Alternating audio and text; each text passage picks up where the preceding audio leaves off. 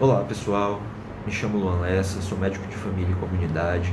Eu vim aqui apenas compartilhar um pouco sobre o que eu penso do tal decreto 11.999, que foi assinado essa semana passada, pelo vice-presidente Geraldo Alckmin. É um decreto que dispõe sobre mudanças na nossa Comissão Nacional de Residência Médica. Tá? Lembrando que a Comissão Nacional de Residência Médica é uma instância do Ministério da Educação, criada pelo Ministério da Educação, com caráter consultivo, mas também deliberativo e permanente. Então, é uma comissão importante, é uma forma de exercício da democracia participativa, da descentralização da governança, é um mecanismo de administração extremamente importante, válido, tem que ser defendida, tem que ser valorizado. Eu sou totalmente defensor de uma Comissão Nacional de Residência Médica forte, e ética e qualificada, tá? Mas gente, o que temos assim de fato nessa mudança que foi feita através do decreto 11.999 é uma mudança de composição da plenária, tá? da comissão. Mudou-se os cargos, mudou-se as cadeiras, quem preenche, qual é a entidade que pode preencher, quantos votos vai ter o governo, quantos votos vão ter as entidades, isso que mudou. Mudou também as câmaras recursais, houve algumas mudanças, né? E elas foram muito contestadas, criou-se muita polêmica e a sociedade civil organizada, as entidades médicas, todas elas se manifestaram bastante contrárias a essa mudança. O que essa contestação que surgiu em meio ao decreto mais levantou? O que era possível ser visto aí nessa semana de reclamação? Primeiro, eles alegaram, né, os contestadores do decreto alegaram que era um decreto que visava desequilibrar a composição do plenário em prol de que as votações tendessem a favorecer o governo, tá?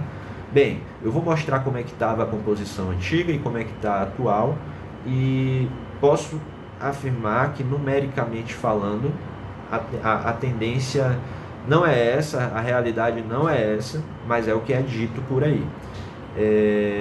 Outra coisa que eu vi bastante sendo reclamada é em relação à queda da qualidade das residências médicas do Brasil, tá? Por quê? Uma vez partindo do pressuposto de que essa reforma visava beneficiar o governo em votações, passou-se a fazer a inferência de que o próximo passo é uma política, é uma lei que tenda a fortalecer, a aumentar aí, a ampliação da quantidade de residências médicas no nosso país. E uma vez ampliando a quantidade de residências médicas no nosso país, de uma forma atabalhoada, de uma forma intempestiva, isso geraria em queda de qualidade. Pois bem, contra esse argumento, eu talvez diria que, partindo da ideia de que não houve um desequilíbrio na conformação da Comissão Nacional de Residência Médica, nessa mudança, vou apresentar para vocês como é que está agora, mas de antemão, partindo do pressuposto de que não houve esse desequilíbrio, se uma política de governo, seja o que for, visar influenciar na maior abertura de residências médicas, e se a qualidade subsequentemente cair, é sinal de que a Comissão Nacional de Residência Médica não está fazendo um bom trabalho, né? Então, tem esse problema, tá? Outra coisa também que foi muito falado é o fato de não haver a necessidade de que os membros, os componentes dos cargos da comissão sejam médicos, né? Na redação anterior vinha expressamente escrito a necessidade de serem médicos, nessa não vem escrito, mas também não vem proibido. Então é muito sim bem possível de que se instituam médicos em todos os cargos. Também é possível que, uma vez instituída a comissão, através de seu regimento interno, seja feita alguma reforma que beneficie isso, que vise a isso, tá? Então, não acho que haja a necessidade de ver isso como uma coisa a se preocupar, pois a tendência é que as indicações, tanto do MEC, quanto do Ministério da Saúde, quanto das entidades, sejam de médicos. A maioria das pessoas que estão na saúde de forma de gestão, muitos são ou médicos, ou psicólogos, ou enfermeiros, então, além de gestores. Então, a tendência é que continue tendo gente qualificada do ponto de vista científico, médico, né? Médico científico, mas também do ponto de vista da gestão. E uma coisa que eu vi sendo bastante contestada é ter se acabado com o cargo do secretário executivo. Né? Bem, o secretário executivo, apesar de não ser presidente da comissão, ele concentrava um poder que outros membros não concentravam. Né? Ele tinha algumas prerrogativas de cargo que os outros membros não tinham, sendo que ele é um ente equânime do plenário. Ele não tem nenhuma... ele não é diferente de um voto do CFM, como também não é diferente de um voto do MEC, por exemplo. Então foi-se retirado também, reclamou-se muito que foi tirado o cargo do secretário executivo. Bem, enfim, antes era, no decreto anterior de 2011, tínhamos 2 votos do MEC, 1 voto do Ministério da Saúde, 1 do CONAS, 1 do CONASENS, 1 do CFM, 1 do ABEM, 1 da MB, 1 da NMR, 1 da FENAM, 1 da FEBAM e 1 do secretário executivo. Agora, no novo, nós temos 3 votos do MEC, 3 votos do Ministério da Saúde, 1 do CONAS, 1 do CONASENS, 1 do CFM, 1 do ABEM, 1 da MB, 1 da NMR e 1 da FMB, que é uma entidade nova que está compondo agora, não fazia composição anteriormente. Houve a exclusão da FENAM, da FEBAM e não há mais a previsibilidade do cargo de secretário executivo. Pois bem, numericamente falando, se a gente for botar no papel, no decreto anterior nós teríamos tendências a 3 votos de um bloco governista contra 9 votos de um bloco não governista. E na nova forma agora temos 6 votos governistas e 7 votos não governistas. Então, não dá para dizer que há um desequilíbrio, foi-se criado um desequilíbrio. Não foi criado um desequilíbrio. E digo mais, no decreto anterior, a desvantagem do Ministério do governo nos votantes poderia gerar recursos dessa parte. E nas câmaras recursais do decreto anterior, ali sim havia uma maior influência do governo do que das entidades no voto. Então, de uma maneira ou de outra, mesmo que seja recursando, o governo poderia, através do decreto anterior, manter sua força, fazer valer a sua direção. Tá? Enfim, agora, em relação à qualidade do ensino médico, será então que essa mudança de decreto é porque o governo quer aumentar as residências médicas, quer aumentar as escolas médicas no Brasil? Bem, na minha opinião e está claro que é. Né? A ministra Nízia lançou nesse início do ano um programa Mais Especialistas. A Lei dos Mais Médicos de 2013 foi reformada no ano passado em prol de aprimorá-la e dar mais previsibilidade para essa questão da pós-graduação médica. Então, há sim um governo instituído, né, um executivo instituído, essa tendência de fazer o que é necessário fazer para que a assistência à saúde no país seja mais plena, seja mais equânime, esteja mais presente em todos os entes da federação.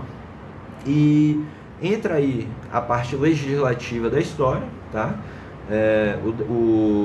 A Constituição Federal, no seu artigo 200, prevê que é prerrogativa de Estado, do Executivo Federal, dispor sobre as mais diversas questões de natureza da formação de recursos humanos em saúde, e que essa formação de recursos humanos em saúde atenda interesses, atenda necessidades do sistema público de saúde nacional.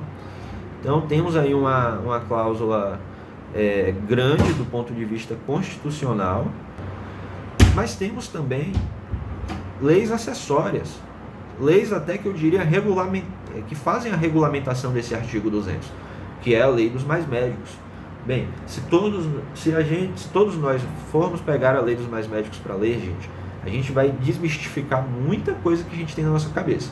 A gente vai desmistificar a questão da abertura irrestrita, mercadológica, sem qualidade de cursos médicos no Brasil. Não. A lei deixa claro qual é a sua natureza, qual é o seu interesse. Tem diversos artigos, diversos incisos, parágrafos que dispõem sobre rigorosas normas para a abertura de escolas médicas, e para que isso seja feita há uma legislação forte, pujante, fiscalizadora, que rege todo esse processo. E lá na Lei dos Mais Médicos tem um artigo muito interessante, tá? Que é o que? Lá diz o seguinte: até 2018, a lei de 2013, ou seja, num período de 5 anos, a oferta de cursos de residência médica deve ser igual à quantidade de egressos da graduação médica. Até 2018. Ou seja, a Lei dos Mais Médicos, que foi uma lei do Executivo, foi um decreto do Executivo que foi convertido em lei por um Congresso que mais tarde empichou a presidenta Dilma, né? Então há uma coparticipação aí, a anuência do tal Congresso conservador, né, para uma lei, né, desse tipo, e há um fortalecimento da formação médica no país nessa lei, na diminuição das iniquidades de acesso, de distribuição de mão de obra médica, de curso médico, de curso de pós-graduação médica no país, né? Então há todo um governo, há toda uma estrutura de governo em prol de implantar uma visão de Estado de uma saúde ampla para todos, toda a federação, né? E para isso é preciso ampliar a quantidade de médicos, ampliar a quantidade de especialistas, pois nós temos estudos rigorosos, estudos fortes, estudos importantes que mostram isso. Um exemplo é o da USP, a demografia médica. Ele mostra claramente a iniquidade de distribuição médica no país, de especialista, a concentração em centros urbanos, no Sudeste. Então, é preciso fazer alguma coisa, primeiro, para se cumprir a Constituição, e, segundo, com uma natureza ética, uma natureza de Estado moderno, de oferecer saúde universalmente, integralmente à nação. Então, ao meu ver, a mudança do Conselho Nacional de Residência Médica visa sim ampliar a questão da formação médica no país, mas não, na minha opinião, não criou um desequilíbrio de votos, não é feito à luz de surrupiar os médicos, de desprestigiar, de desqualificar a formação médica, de jeito nenhum. Tudo que vem do Estado tem que ter esse estigma, né? E tudo que vai vir da iniciativa privada, nós vamos tender a ver com qualidade. Mas, gente, essa é uma máxima, isso não é um imperativo, isso é uma máxima individual de cada um. Tem gente que pensa assim, e tem o direito democrático de pensar assim. Tem gente que pensa diferente, tem gente que pensa ao contrário. Então, cabe cada um defender seu ponto de vista, tirar suas conclusões sobre o que está acontecendo e qual é a finalidade disso tudo. Eu só quis aqui, brevemente, expor alguns dados, mostrar que tem um outro lado na história e que a gente precisa estar atento, discutindo, vendo sempre a maior quantidade de fontes possíveis, vendo as fontes históricas, vendo as fontes jurídicas, vendo a fonte sociológica, abraçar o máximo de faculdades intelectivas possíveis para fazer o melhor julgamento e chegar à melhor verdade consensual possível. Então, amigos, é isso que eu tinha para dizer, é assim que eu penso sobre essa reforma da Comissão Nacional de Residência Médica, e fico por aqui. Grande abraço, até mais.